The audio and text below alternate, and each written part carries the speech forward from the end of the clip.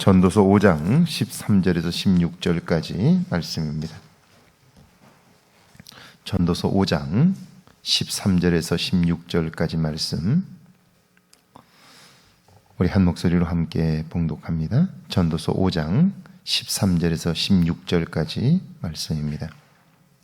함께 봉독합니다.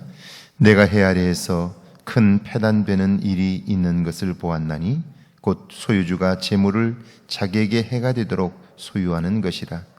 그 재물이 재난을 당할 때에 없어지나니 비록 아들은 낳았으나 그 손에 아무것도 없느니라.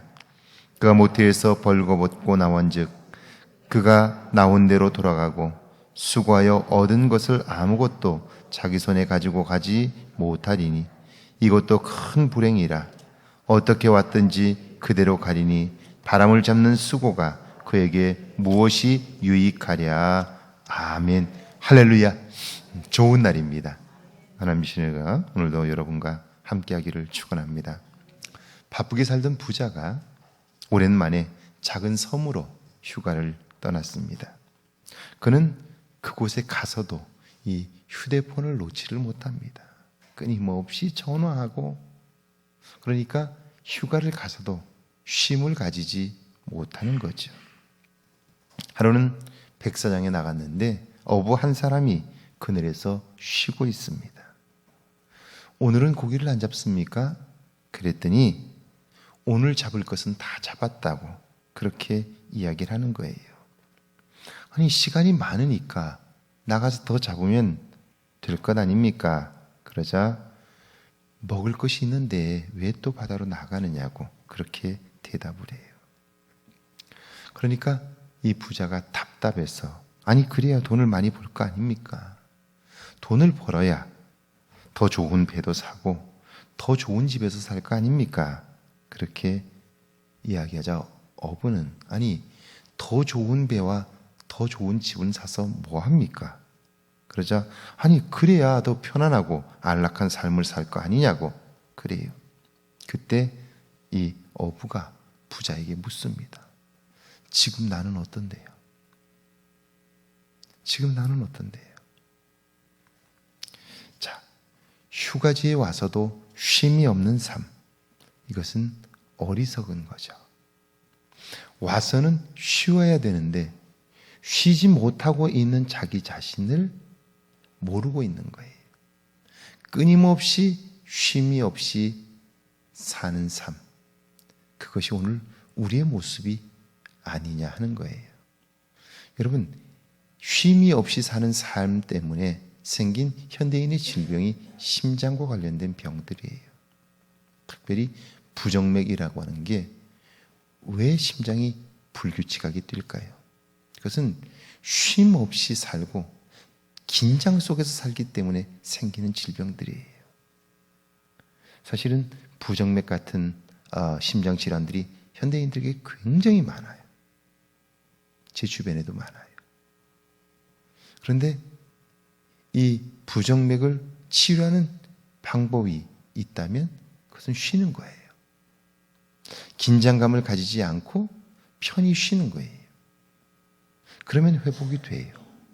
근데 이게 오래 가면 약을 먹어야 되고 굉장히 심각한 질환으로 나타나게 되는 것이죠.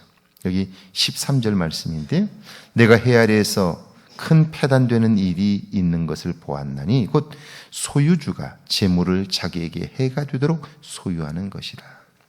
재산은 우리가 살아가면서 필요한 것을 얻기 위한 수단이에요. 그것을 쌓아두는 것이 목적이 아니지요. 그런데 사람들은 어리석게도 그 소유를 자랑하기 위하여 쌓아둡니다. 그리고는 그것 때문에 다툼이 생기고 갈등과 분쟁이 끊이질 않아요. 재벌가의 형제들이 재산 때문에 다투는 걸 우리는 정말 많이 봤죠. 삼성의 이재용 부회장은 정말 누가 봐도 큰 부자 아닙니까? 그런데 그 부자가 재산 문제 때문에 법정에 벌써 10여 차례 다니고 있잖아요. 수십 차례 기소가 되어서 재판을 받고 있죠.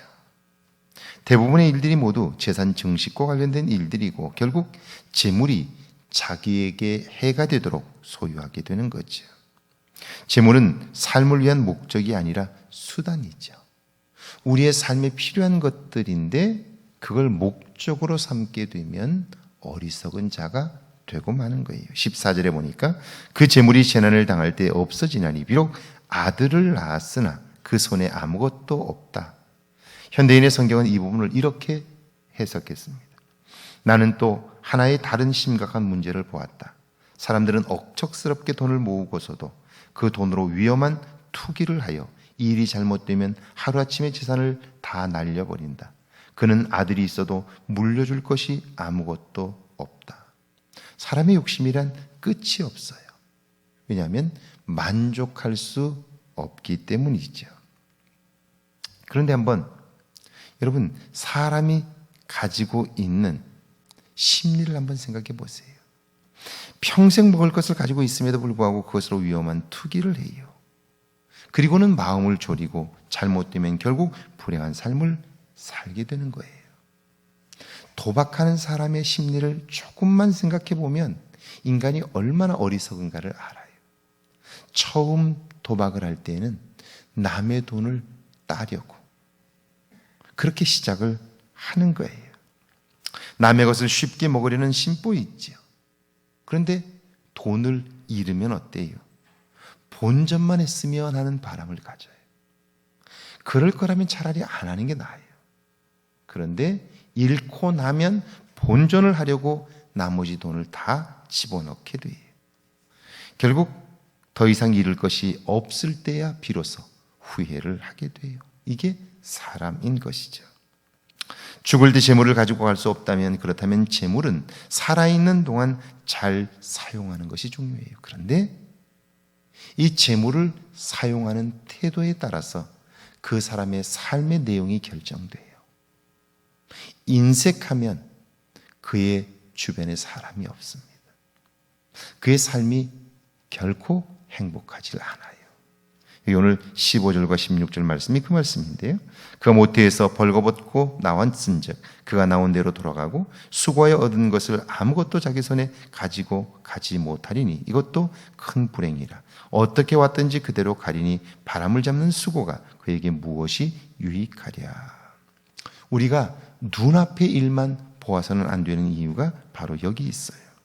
아주 분명한 사실은 죽을 때 물질을 가져가지 못한다면 살아있는 동안 잘 사용하는 게 중요해요. 내가 쓸 것도 없는데 그렇게 생각하는 사람이 있을 수 있어요. 그런데 여러분, 이 세상에 누군가에게 줄 수 없는 가난한 사람도 없고요. 누군가의 도움이 필요 없는 사람도 없어요.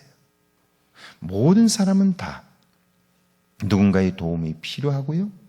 누군가에게 무언가를 줄 수 있는 사람들이에요. 중요한 건 그걸 줄 수 있는 마음이 있느냐는 거예요. 내 것을 나누기 시작하면서 그 사람의 삶은 풍요로워져요. 여러분 살아보셔서 아시죠? 나이가 들어가면서 더 느끼시지 않나요? 무엇이 가장 삶에서 중요한가요? 나와 함께 할 사람이에요. 나와 함께 마음을 나누는 사람이에요. 오늘날 사람들이 많은 것을 가지고도 외롭다고 말하는 이유가 뭔가요? 그것은 나와 마음을 나눌 만한 사람이 없기 때문이죠. 그럼 마음을 어떻게 나눌 수 있나요? 그것은 내 것을 함께 나누며 서로 마음을 교류하는 시간만큼 그 사람과 깊은 마음을 나눌 수 있는 거예요. 그러니까 나이가 들어서 좋은 곳에 가서 살겠다라고 생각하는 사람이 있어요. 저도 그런 사람 정말 많이 만났어요. 제가 그분들에게 꼭 해주는 말이에요. 나이가 들어서는 어떤 좋은 곳에 사느냐보다 더 중요한 건 누구와 사느냐입니다. 그 일을 위해서 제일 먼저 준비해야 할 것은 지금 내 곁에 있는 내 아내, 내 남편과 함께 잘 사는 훈련을 해야 돼요. 만약 행복한 노후를 살기를 원한다면 남자들의 경우에 내가 과연 아내를 위하여 음식을 준비할 수 있느냐? 이거 질문해야 돼요. 아내를 위하여 맛있는 식사 한 끼를 준비할 수 없다면 어떻게 그 아내와 함께 행복하게 살겠어요? 아내 역시 마찬가지. 가장 가까이 있는 두 사람이 서로를 배려하고 사랑하며 나눌 수 없다면 결코 행복할 수 없어요. 그리고 두 사람이 함께 여행을 떠나서 함께 행복하게 지낼 수 없다면 그러면 노년은 불행해요. 가장 가까이 있는 사람과 내가 같이 있는 것이 편한가 스스로 질문해야 돼요. 원든 원치 않든 헤어지기 전까지는 같이 살아야 돼요. 그리고 그게 아니더라도 나이가 들어 내 몸이 불편해지면 결국 내 곁에서 끝까지 지켜줄 사람은 그 사람밖에 없어요. 그런데 그 사람과 잘 지낼 수 없다면, 잘 지내는 준비가 되지 않는다면 그 사람의 인생은 불행하죠. 지난번 급히 병원 응급실에 입원한 동료 목사님 한 분이 암으로 지금 투병하고 있는데 입원해서 갑자기 뇌압이 올라가고 해서 급히 수술을 받았어요. 본인에게는 굉장히 큰 충격이죠. 내가 다시 살 수 있을까? 심각한 두려움이 생기죠. 마침 통화가 되어서 응급실에서 저 통화를 했어요. 했더니 제게 했던 말, 제 마음속에 깊이 담겨 있어요. 장 목사님, 제가 다시 살아서 나갈 수 있을지 모르겠다고. 그런데 지금 내가 여기 들어와서 이 상황이 되고 보니까 후회가 되는 게 세 가지가 있다고. 첫째는 아내에게 내가 너무 잘못한 것 같다. 자녀들에게 너무 잘못한 것 같다고. 자녀들과 함께 시간을 보내주지 못했다고. 세 번째는 내가 다시 나간다면 신앙생활을 더 잘할 것 같다. 내가 신앙생활을 하나님을 위해서 더 정말 잘해야 되는데 그러지 못했다. 딱 세 가지예요. 돈을 더 많이 못 벌어서 참 후회가 된다, 그런 얘기 아니고요. 진실하게 죽음을 생각한 그분의 입에서 나온 말이에요. 목사이기 때문 아니에요. 죽음을 생각한 사람들의 진실한 마음이에요. 지금 내 곁에 있는 사람에게 잘하지 못한 것, 돈 번다고 그것 때문에 관계를 다 소홀히 여기며 사는, 지금도 함께 두 분만 남았는데 아내를 위하여 음식을 할 줄 모르는 사람들이 있어요. 바다만 먹겠다는 분들이 계세요. 이건 어리석은 일이에요. 함께 상대방이 행복하지 못한데 내가 행복할 수 없는 거예요. 내 곁에 있는 사람이 행복하지 못한데 내가 결코 행복할 수 없어요. 그러니까 아내를 행복하게 하고 남편을 행복하게 하는 일은 나를 행복하게 하는 일이죠. 할렐루야. 이게 지혜인 거예요. 그런데 여전히 나를 위해서 살으라 그렇게 말하는 사람은 정말 어리석은 사람이에요. 가지고 가지도 못할 걸 좀 선심 쓰면 어때요? 여러분, 나이가 들수록 함께 사는 법을 배우지 못한다면, 나누고 배려하는 것을 배우지 못한다면 그 삶은 결코 행복할 수 없다는 사실을 우리 모두는 알고 있어요. 이제부터는 실천함으로 그 기쁨이 여러분에게 있기를 주의 이름으로 축원합니다. 함께 기도하시죠.